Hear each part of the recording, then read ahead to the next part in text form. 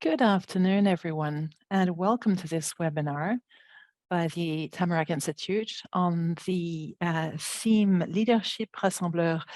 We have called it from a company to a practice of inclusive leadership with Sophie Pétré, Afifa Karama, Eyer and Guerda Amazan, and myself, Layla Belmahi.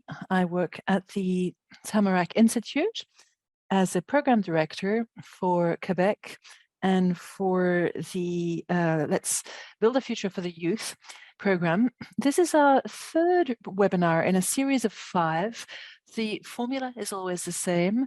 We shed light on programs, ideas, things that are happening in Quebec, with always at least one organization and a person who has participated in the project. And today we are talking about Leadership Rassembleur. And let me introduce the panelists very quickly. We're also working on a partnership and community development with the Secrétariat aux Relations Canadiennes. We have several public activities. First of all, I'd like to thank our partner, the Secrétariat du Québec aux Relations Canadiennes, thanks to whom we have interpretation into English today. And this really allows us to show what is happening in Quebec to Anglophones everywhere in Canada. And for those of you who don't know about it, and we have another slide here, I would like to start the workshop, in fact, by a territory recognition. I'm here from Jojage, or Montreal, as it's known as its colonial name. And it's important to always remind ourselves what territory we are in, what its history was, what we can do today for the future, what relationships we can have with Indigenous peoples in all respect. And let me underline here that we are in June, which is also the month of Indigenous history. So don't hesitate to read up on what may be happening around you in the communities around you, and to take this moment to learn and educate yourselves on Indigenous cultures. The Tamarack Institute. If you don't know the Institute, we are a pan-Canadian organization that helps with community action and various areas of practice, as that you see here, impact assessment, collective impact, community innovation, community involvement, and collaborative leadership. And we have themes, our dynamic communities, within which we work on issues such as poverty, such as community development, such as the future of youth, and climate transition and socioeconomic transition. This just simply as a very brief introduction. Don't hesitate to visit our website also for a little more detail. Without further ado, let me talk to you about our panelists and our program, Leadership Rassembleur. What's important to know is that Leadership Rassembleur is a program that was created by Dynamo and Centraide, United Way of the Greater Montreal area. And the idea is it's an accompaniment for various cohorts of individuals. We try to help them to become inclusive leaders, tell them about various strategies, and network all these people within their cohorts. And to date, more than 230 people have followed this leadership training. So it's quite a network now. And we thought that it was quite inspiring, and that we could draw some lessons from their program and think about what inclusive leadership looks like today. So we invited Sophie Pétré, who's the director of talent development at Dynamo.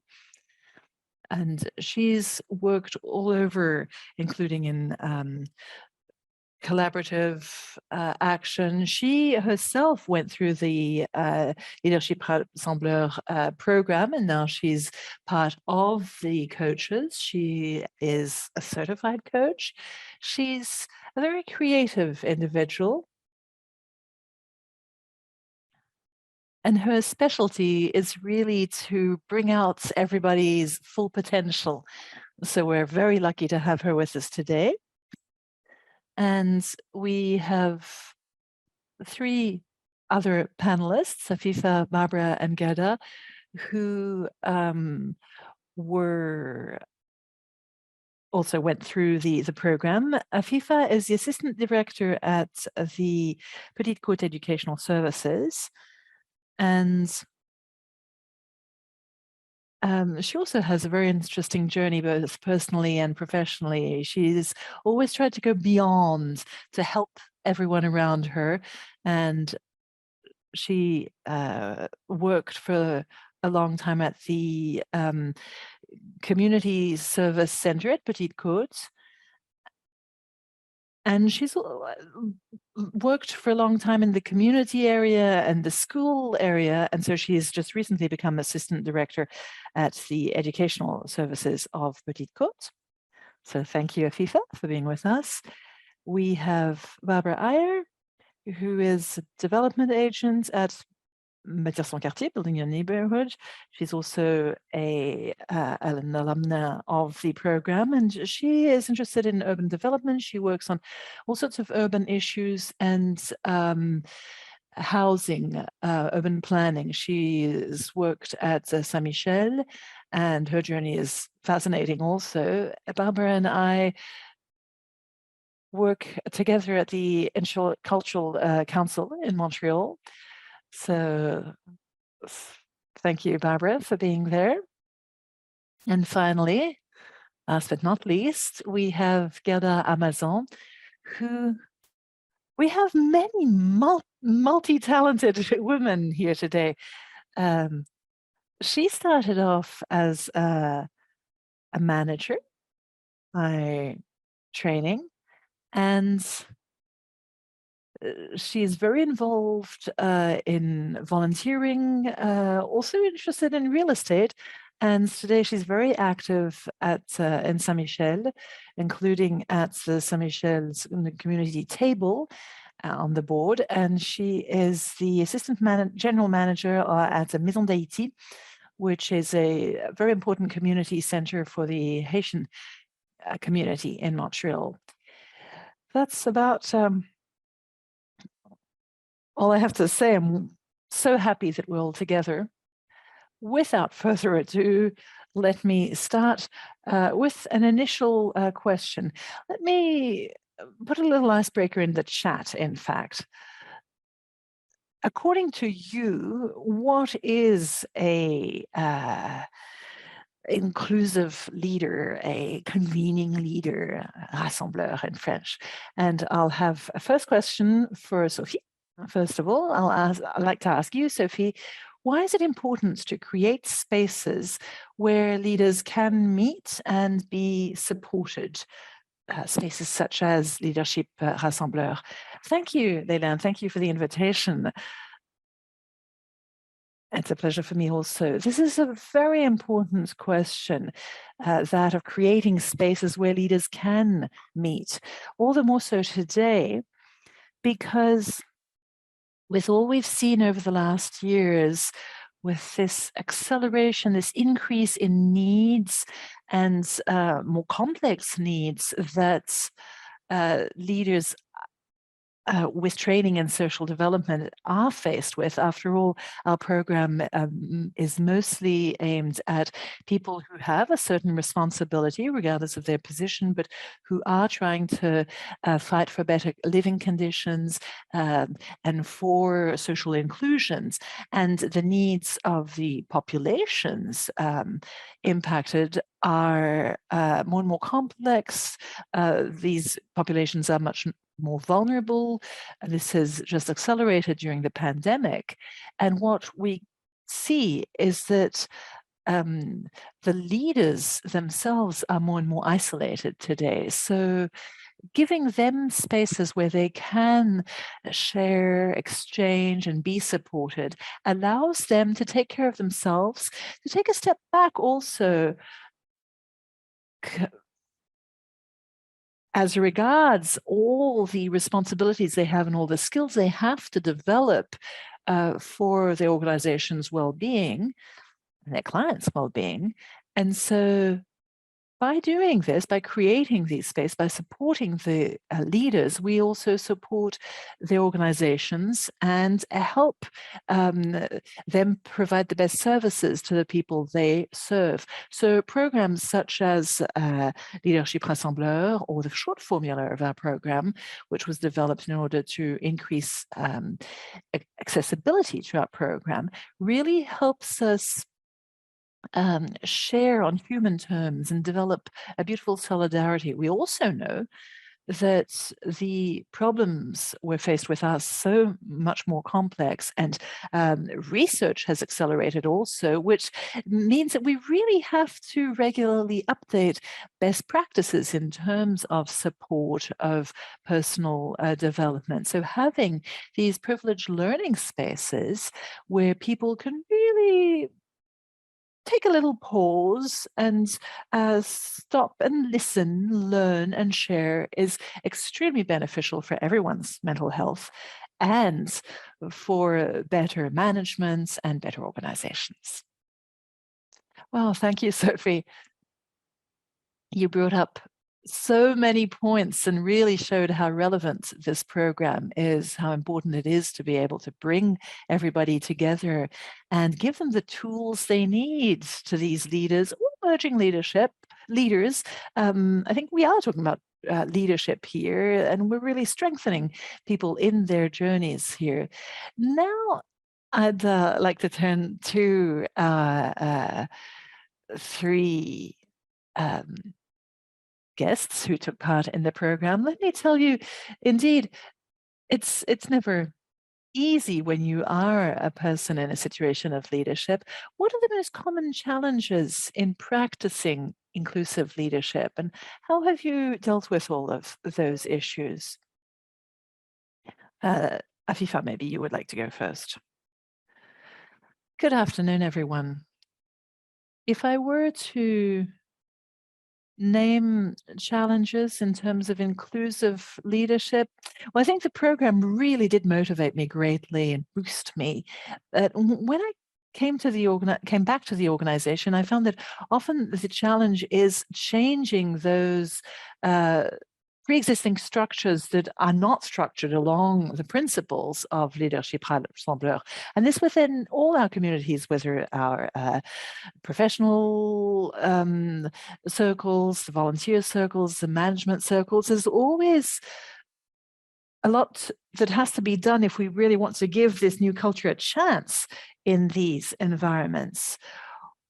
I would say also that as a human being, I had to come to terms with my personal values, my culture, my journey, and the position I wanted to take up as a leader.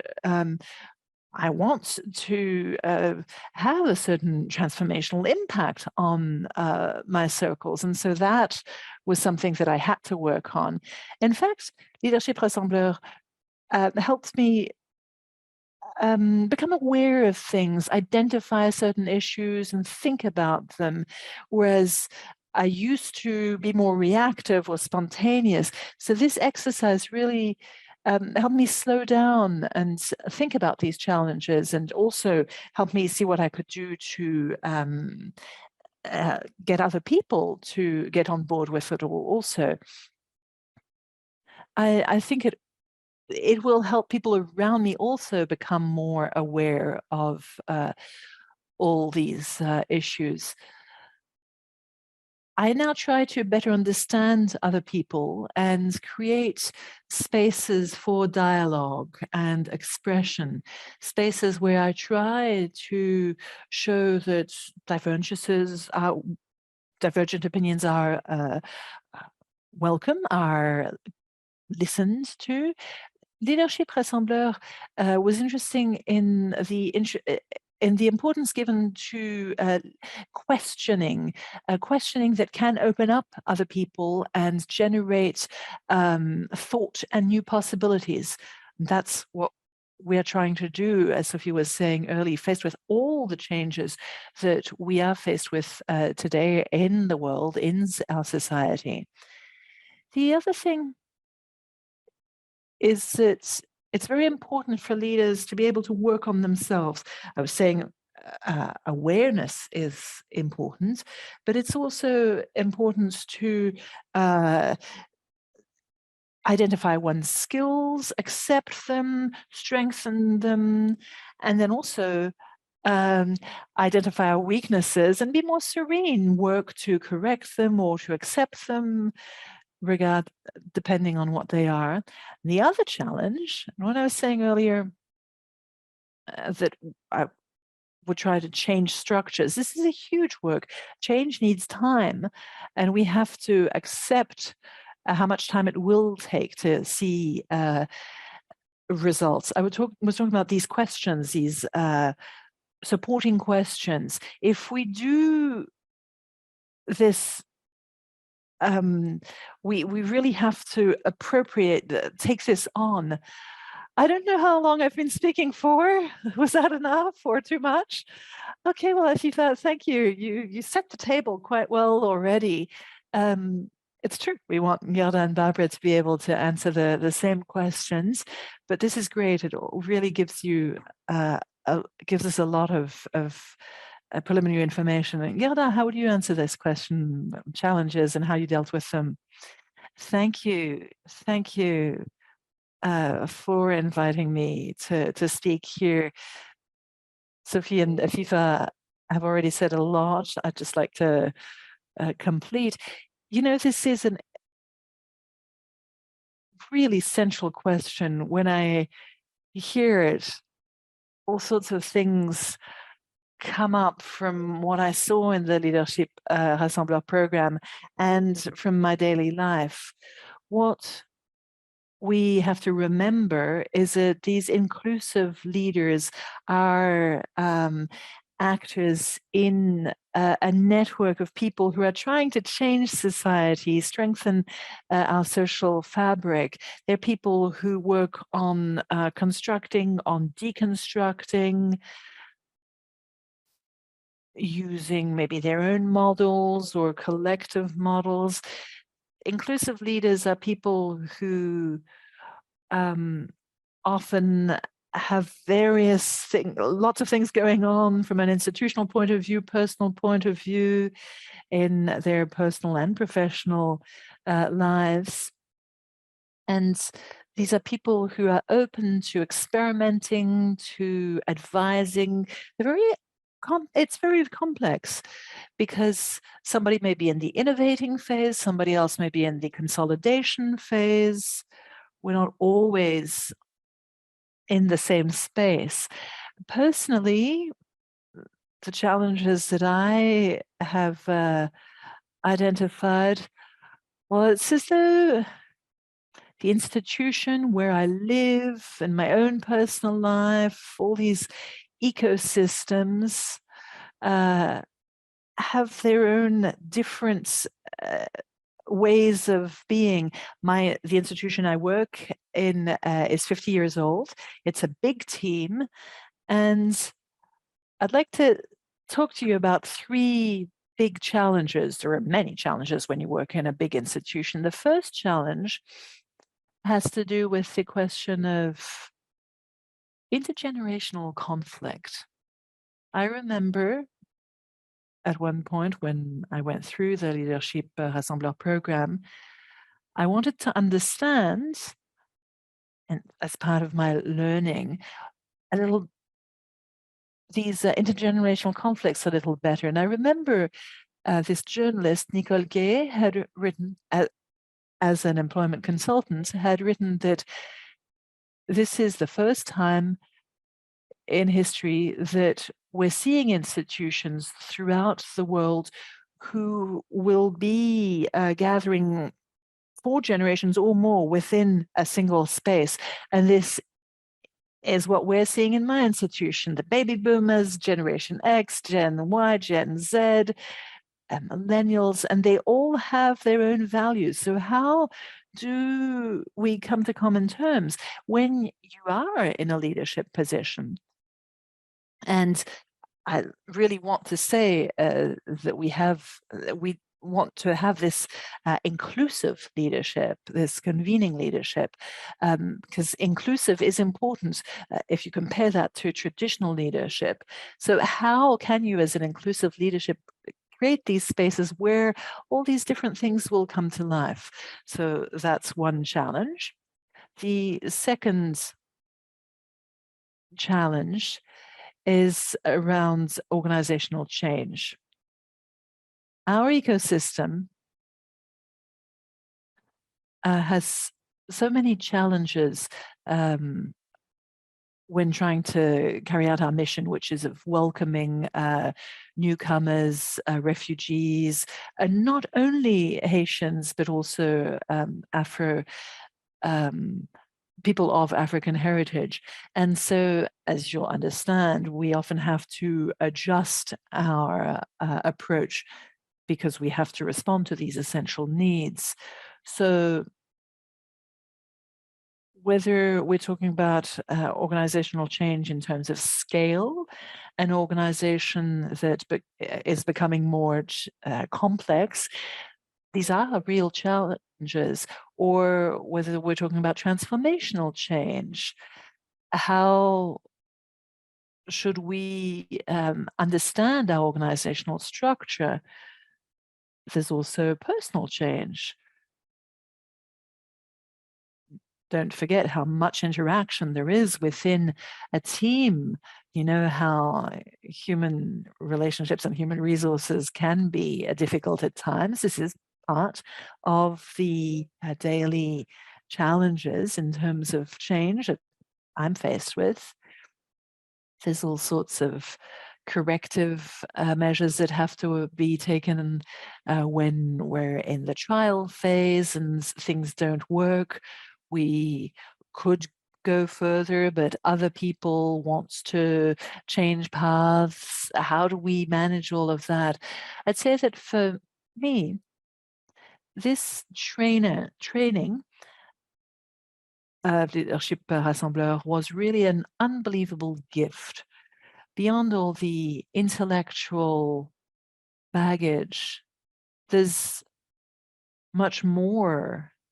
It really helps you work on yourself. How can you step back as a leader to let things emerge, to help your organization grow? And this is what I try to do now on a daily basis. How can we change our approaches? And let me tell you, the pandemic was really something that changed my life too. And Sophie, you'll remember this. I'll come back, remind us of our conversation. For me, I always felt that chaos was something very difficult. I always thought, well, hey, you chose this profession or this position, why choose chaos? Why choose change?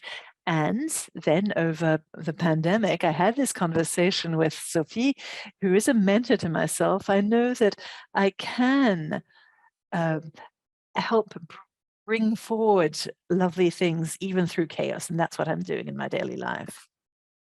Okay, thank you so much, Guerda. I'm sorry, I didn't want to interrupt you, but I'm seeing the time fly by, and we do have another question which will help us all develop what advice you may have. I would like to hear Barbara also on this issue of challenges.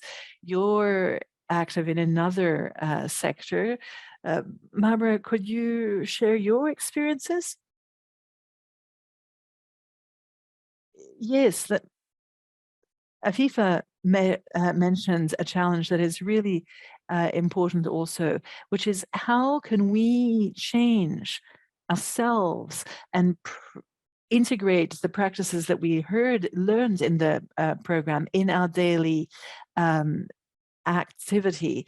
Because when you come, for instance, from a university environment and you start this training, you can think, okay, this is great, this is so interesting, this really resonates with my values, I'll become an inclusive leader. And then you go back to your daily life and you're faced with the same problems, and you still find yourself asking your team members for a miracle solution. So you see that it's not a magical program. It's a whole process, a process in which it's important that we reflect and share with the network of leaders also.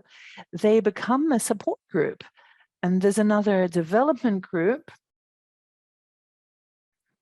in which you can really kind of relax without any fear of being judged.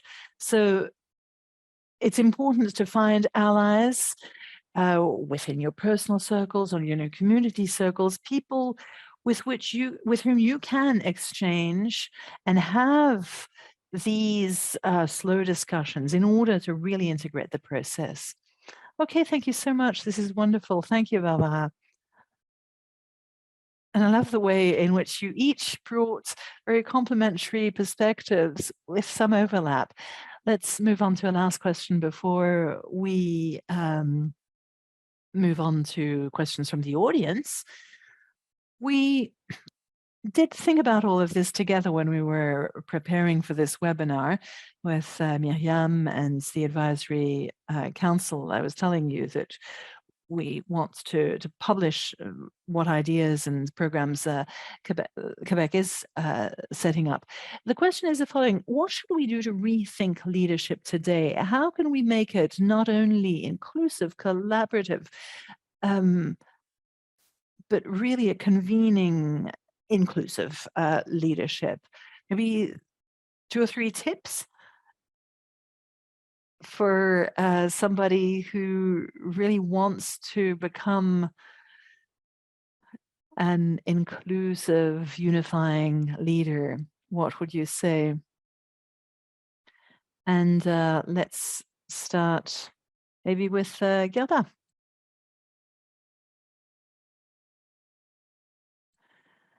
Okay. I will summarize because otherwise I know myself, I'll go much too far. I would say that first of all, you have to work on yourself. Don't assume that you know everything, that you are perfect, that you have perfect expertise. No, you have to work on yourself and be in listening mode, be ready to welcome everything you will hear. Second tip would be surround yourself with all the resources you need. The program helped us access all these resources in terms of co-development, for instance. So how do you access these resources, share? And the last tip would be just be authentic. Don't try to be the leader that you could never be. Just be authentic and everything will fall into place. Okay, great, Gerda. That was so practical, very tangible. Barbara, I would say, first of all, trust in the group's strength. And also, nobody knows everything, but everybody knows something. So the group strength is very important. And also diversity. I think if we're more diverse, then we will be more open and have fewer blind spots. And then I would also say, make our professional relationships a little bit more human. Never forget that behind each position, each job title, there's a human being. And it's great to humanize things. And remember that we all have complex programs, lack of time, lack of resources. Things are difficult, but if we bank on friendship, on generosity, if you have people around you who wants to work, who feel comfortable in the projects, then you'll have far more energy and synergy, and we'll be able to change our communities and change the world. Oh, I love that. Thank you, Barbara. Afifa, what would you have to say? Oh, well, I completely agree with all this advice. And I would also say, dare to take risks. We may be scared, and this shouldn't stop us. I dared to participate in the Leadership Rassembleur program. It was a risk for me. It was during the pandemic. I was in the 12th cohort. We were supposed to do it as a residence, and it was done online. But I did dare to do it, and I didn't regret it at all. It also, in fact, confirmed that I was able to take other risks and take on other positions and more responsibilities. It was a big step, and I'm sure that I wouldn't have taken it as easily if I hadn't gone through the program. So that's one tip. And then also, Gerda mentioned it already, but I do want to insist on that. It's be open to learning, because we did say this at the beginning. Our world is changing at such a rapid pace. It's so important to be able to experiment, to learn, never stop learning, because it is important to keep going forward. And of course, also really bank on all the human beings around you. They each have their own potential, their own strengths. We all have something to contribute. It's just a question of helping all of this come to light. To conclude, and this is something that I really think to put into practice, is to lead by example, to show what results we want to generate, and do all of that yourself so that people do believe in you. Thank you. Thank you. It's lovely to see your vision, Afifa, Barbara, and Gerda. What about you, Sophie, as the insider and coach? What would you have to add to that? Ooh, you know, I'm always charmed when I hear you speak. And I would say also, be curious. Be curious about other people and about yourself. It's obvious that what we're uh, living through today doesn't have any ready-made solutions. We're going to have to work together to invent new solutions. And the best way of doing this is by being curious about the people you have across the table, and don't think that you can have all the information and all the solutions. In fact, the miracle occurs in what you don't know. So be curious. And then the second piece of advice I'd give you is, don't wait to be in the right team at the right time, at the right spot, in the right institution to become an inclusive leader. Start where you are, through acts of kindness, and by reaching out for help. I remember a conversation I had with Sandrine Labelle, a Quebec leader that I really admire, who said that you can be a benevolent, inclusive leader wherever you are, in whatever position and in whatever organization. So do dare, as Afifa was saying. And after that, if there are any questions that come up, we're always just an email away, as they say. Okay, thank you so much. Thanks to all four of you. I took all sorts of notes, and I think that this webinar could produce a whole guide. Have the right resources around you, co-leadership, trust the group, and bank on the human being, the relationships. Seek for answers in other people, be open to learning, lead by example, be curious, don't wait to be in the right spot. Oh, this is all so inspiring today. Thank you so much. Right, I think we can now open up the Q&A session. I'll invite my colleague Myriam to join us. She'll be facilitating the Q&A segment. Myriam, who's our consultant for Quebec, with whom I collaborate for all sorts of programs for our Francophone communities. Myriam. Thank you, Layla, and thank you, panelists, for these presentations. We have a question by Marie-Noël here. How do leaders maintain their commitment and their energy for deep societal changes that need so much time and a collective effort? Who'd like to go first on that one? Guerda, maybe? I would answer quite simply, but it is a deep answer also. I would say in everything we do, there's no calculation involved. It's not a question of programming your approach in any way. It's done on a daily basis. I think one of the leaders said this earlier. It's in the small things that it's done, and also by being a model.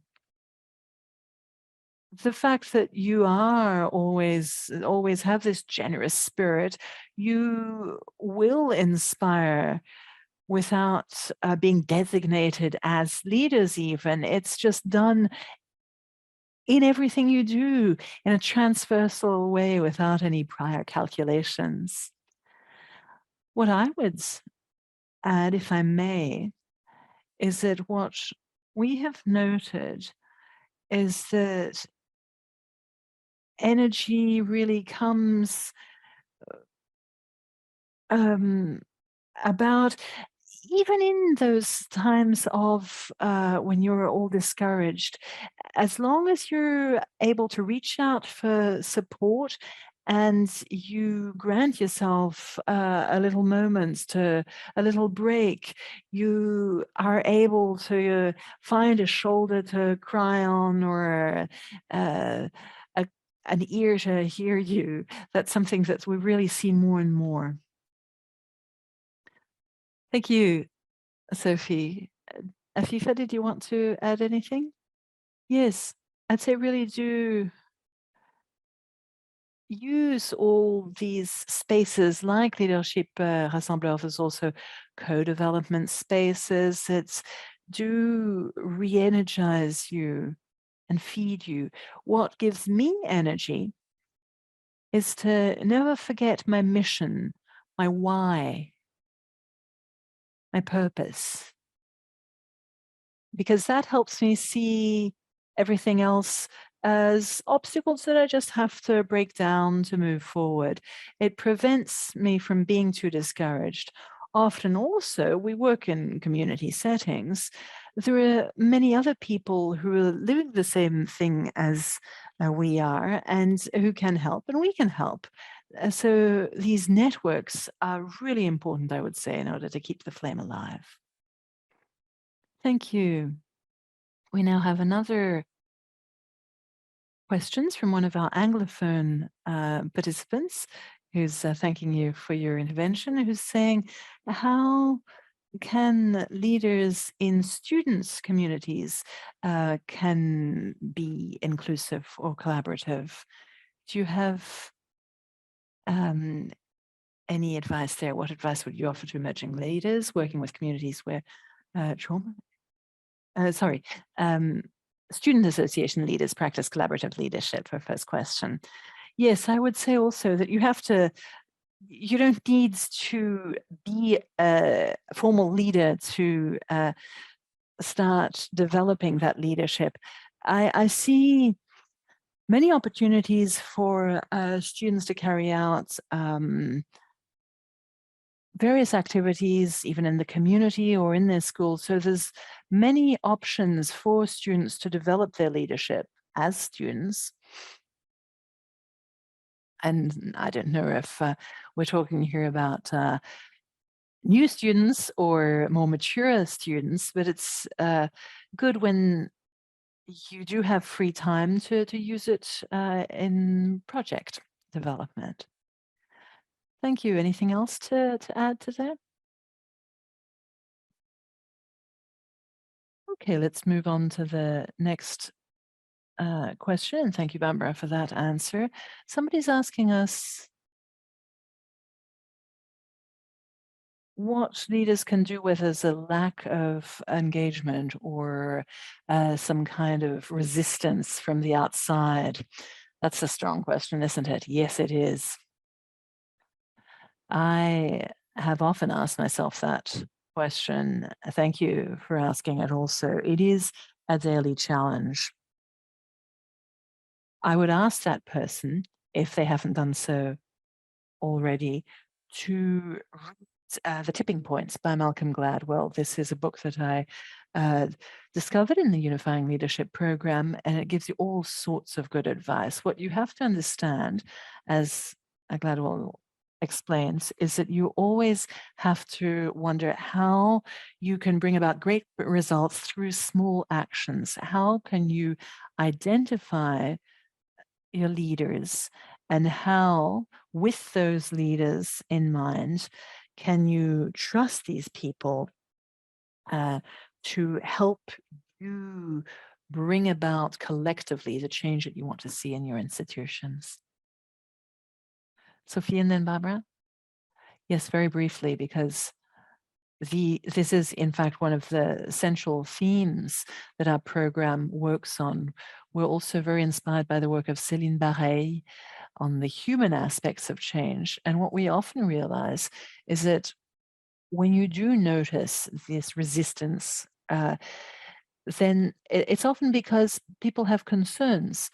These concerns do need to be identified and listened to. So I would say, if you want to generate change within your organizations, and if you feel that it's bringing something up in your teams, in the people involved, maybe ask them the question, what are their concerns?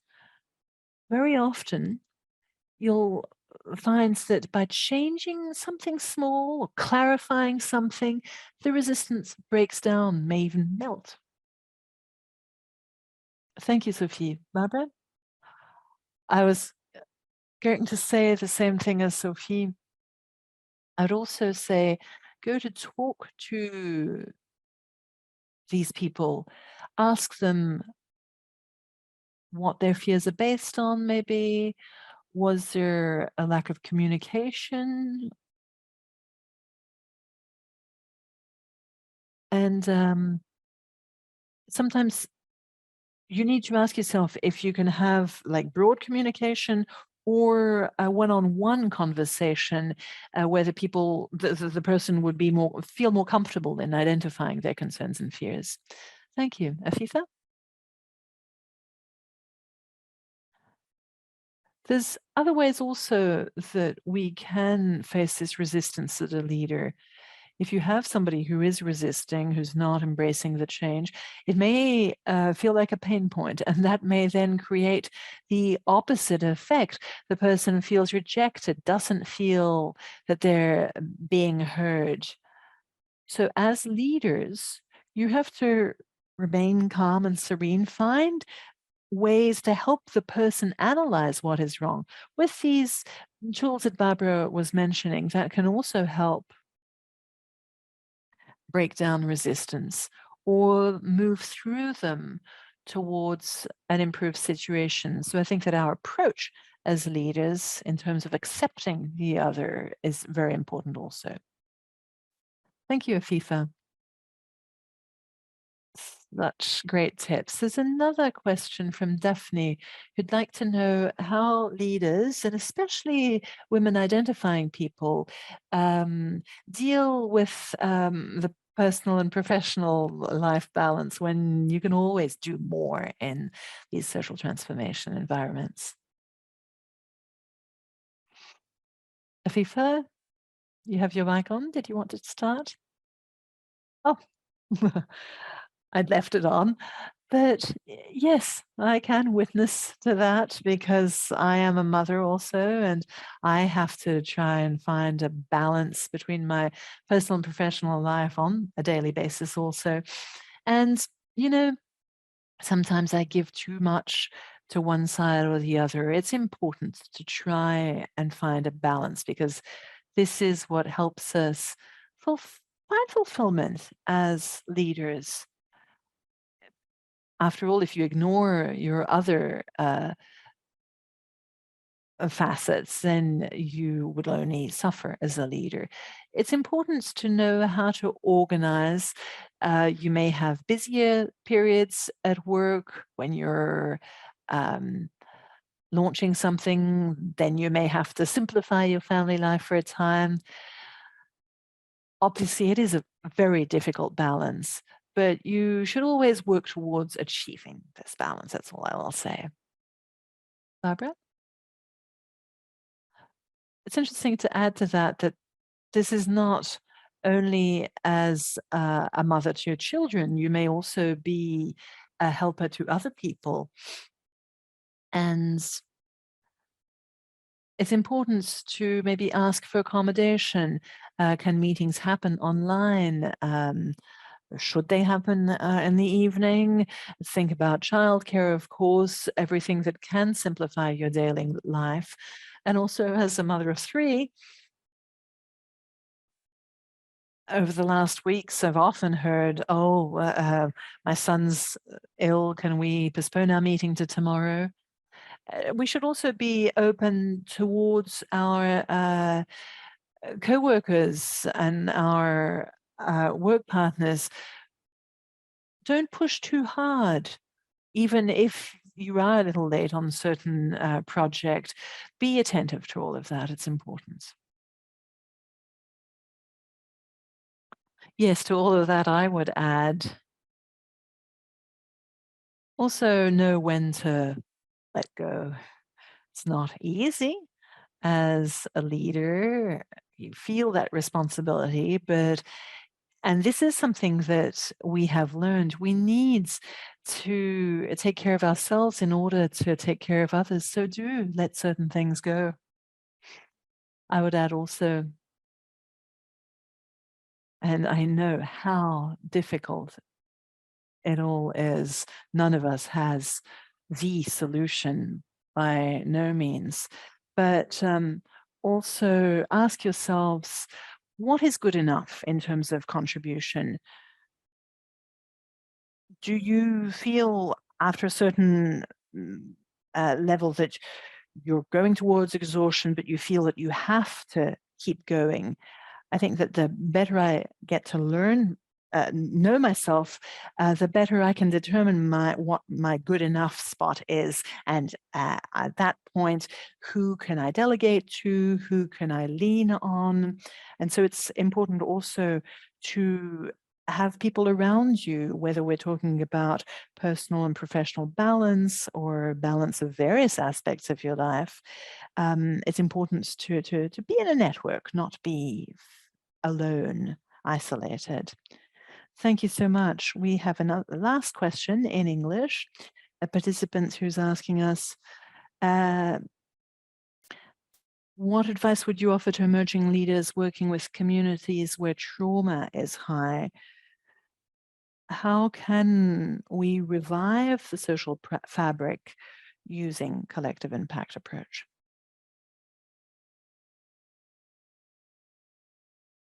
Do you have any advice for working with communities where trauma is high? I would answer that it's always difficult when you're faced with these situations as a leader because we really want to provide solutions, and yet these are sometimes things that impact us personally. So I would say how try to provide solutions, empathy, and yet also try to step back to ask for appropriate resources, ask for help, try to create a network around yourself to find these complementary ways of supporting these community. It will be really difficult to help alone. Does anybody want to add to that?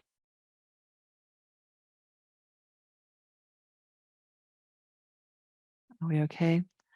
Thank you. Thank you. I see the thanks pouring in the chat box for you.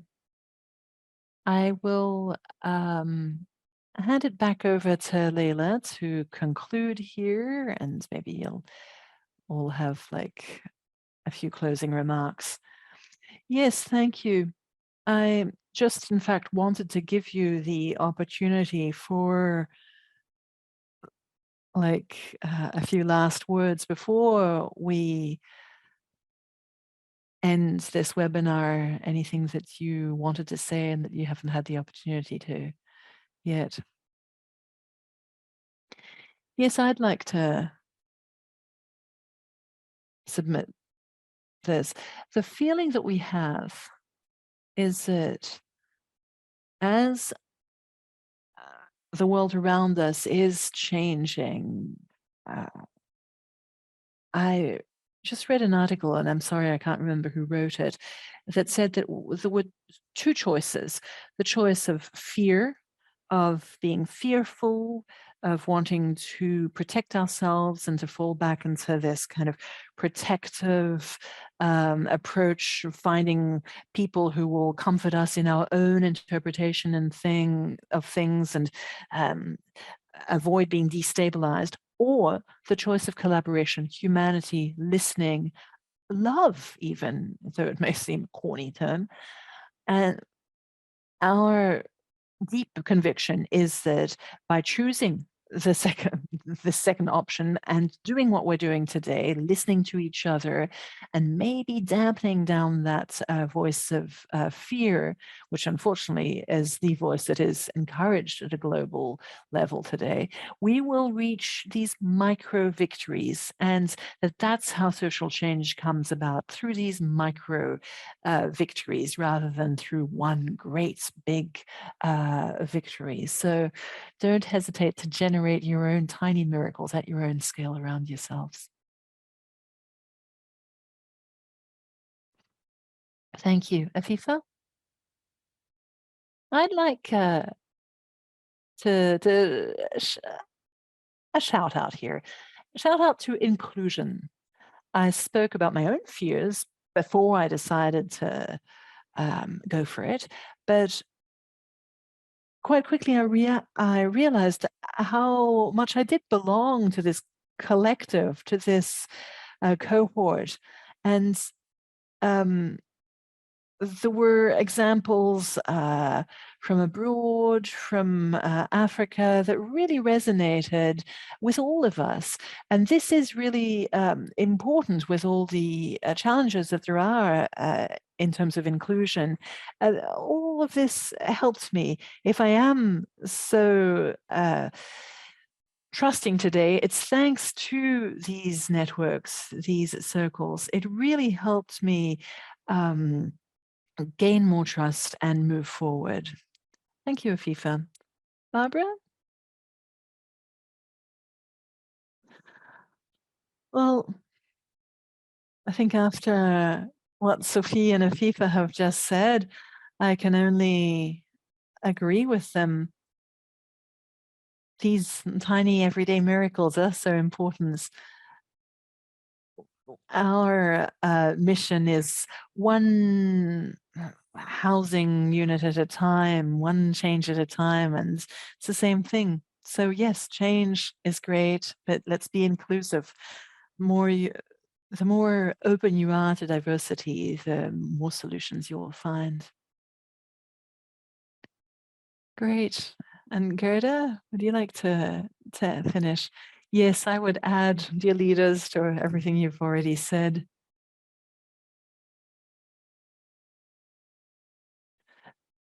Come back to your mission. Why am I doing this work? Why am I engaged? Because the life of a unifying leader is a cyclical one. You will never find a linear space. Things will go up and down. But how do you come back to your sources, come back to your engagement, come back to your mission so as to get to where you wanted to in a collaborative way? Oh, thank you so much, all of you. I really had a lot of fun preparing and moderating this webinar with women as inspiring and brilliant as you all are. Thank you so much for being these unifying leaders and living all these values. Thank you for sharing your experiences and all these very practical tools. I'm sure that many people recognize themselves in your words. So once again, thank you. I'd like also to thank the members of the Tamarack team who worked so hard to prepare the webinar, Dynamo and Centre United Way also for this wonderful program that brought all these wonderful experiences that we heard today, and the Secrétariat aux Relations Canadiennes also. What's wonderful is that today we had Francophone and Anglophone participants, and we were all able to understand each other and exchange. So all of this is great and quite unique. I would say that's something that Tamarack does manage to do. So once again, thank you so much. And we'll be organizing other webinars in the fall in the Quebec Francophone series. Thank you. Thanks again.